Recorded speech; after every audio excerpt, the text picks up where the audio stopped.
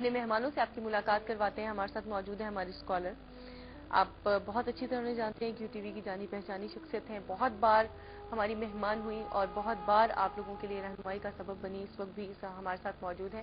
آئیے آپ کی ملاقات کرواتے ہیں. ماشاءاللہ ایک بہترین پرسنالٹی, ایک قداور شخصیت اگر میں انہیں کہوں تو بہت مناسب ہوگا. آئیے ملاقات کرتے ہیں محترمہ جہاں آرا لطفی صاحبہ. السلام علیکم, کیسی ہیں آپ؟ الحمدللہ.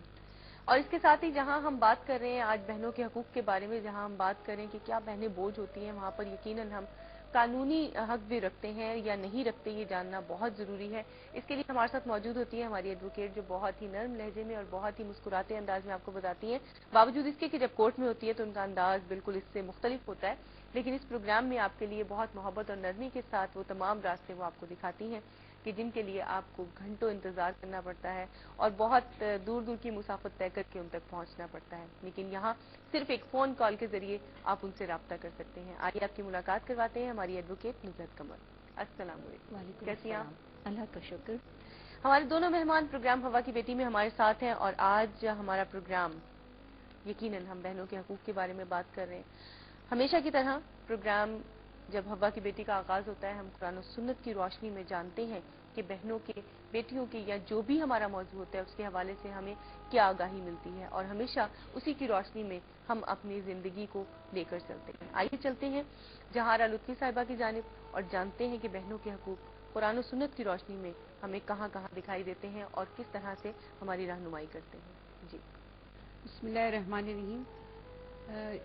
ہوا کی بیٹی میں میرا خیال ہے متعدد بار ایک حدیث جو ہے وہ بیان کی گئی, اور میں پھر اس کو یاد دلا دوں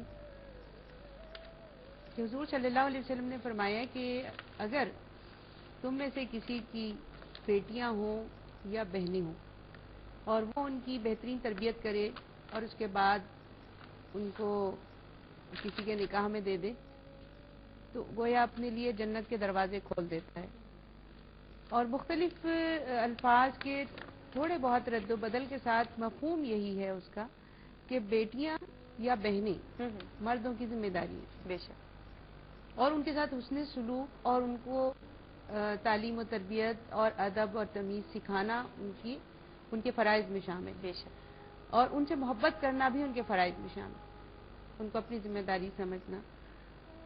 چنانچہ قرآن اور حدیث کی روح سے اور رسول اکرم صلی اللہ علیہ وسلم کی جو حیات مبارکہ تھی اس کی روح سے اگر ہم دیکھتے ہیں تو ہمیں حضور صلی اللہ علیہ وسلم کا جو انتہائی یعنی محبت اور شفقت آمیز رویہ اور سلوک, حسن سلوک جو خواتین کے ساتھ ملتا ہے, تو اس میں اگر ہم یہ کہیں کہ جی آپ کی بہن نہیں تھی تو یہ غلط ہوگا, اس لیے کہ آپ کی دودھ شریک بہنیں موجود تھیں. اچھا, اور یہ بھی سیرت میں اور تاریخ میں محفوظ ہے کہ وہ دودھ شریک بہنیں اور ان میں جو بہن آپ کو بچپن میں اپنی گود میں اٹھایا کرتی تھی ان کا نام تھا شیمہ.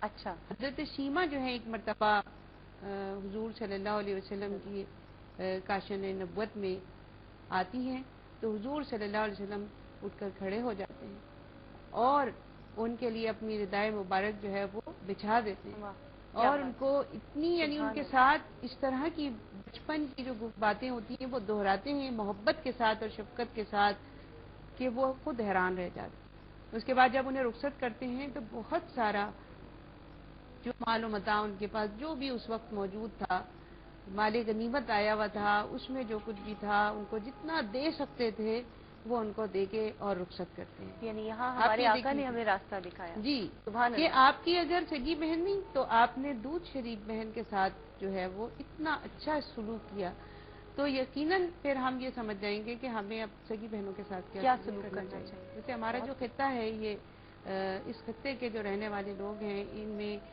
سمجھ لیجیے بہن بھائی کی محبت جو ہے وہ مثالی محبت ہوتی ہے. اس خط سے بھی یہ ظاہر ہو بے رہا ہے شک, کہ اکثر اور بیشتر ہمارے بھائی جو ہیں اپنی بہنوں سے محبت کرتے ہیں, اور بہنیں کہتی ہیں بھائی ہمارے مان ہیں, بے شک, اور بھائیوں سے ہمارا میکا سجدہ ہے, بے شک, آباد ہے. تو یہ ایک ایسا نہیں ہے کہ تقریباً سبھی لوگ اس طرح سے ہوں, لیکن جہاں کہیں بھی ظلم اور بربریت دیکھی جاتی ہے تو وہ برداشت نہیں ہوتی. سن 2000 کی ایک رپورٹ ہیومن رائٹس کمیشن کی ہے کہ تقریباً 5000 خواتین سندھ میں ایسی ہیں کہ جن کا نکاح جو ہے قرآن سے کر دیا گیا. اب یہ سن 2000 کی رپورٹ ہے, اور اس میں نہیں سمجھتی کہ کوئی کمی آئی ہوگی. یقیناً جو ہم دیکھ رہے ہیں کہ جو حالات صورتحال کس ہے اس طرح کی کی مناسبت سے تو یقیناً قرآن سے نکاح ہوا، بٹا سٹا ہوا، ادلے بدلے کی شادی یا قرض اتارنے کے لیے بہنوں کو یعنی دے دینا، اور اسی طریقے سے یہ جبری نکاح کر دینا، یہ ساری چیزیں وہ ہیں کہ جو ہمارے معاشرے کے اندر افسوسناک پہلو ہیں کہ جو نظر آتے ہیں، اور بھائی اپنے حصے کو بچانے کے لیے بہت سارے ایسے کام کر جاتے ہیں کہ جو شاید دنیا میں بھی اور آخرت میں بھی ان کو یقیناً اس کا سامنا کرنا پڑے گا، ان مسائل کا، یا اس کی جو سمجھ لیجیے کہ پاداش میں جو ان کو سزائیں ملیں گی تو اسے غفلت نہیں برتنی چاہیے۔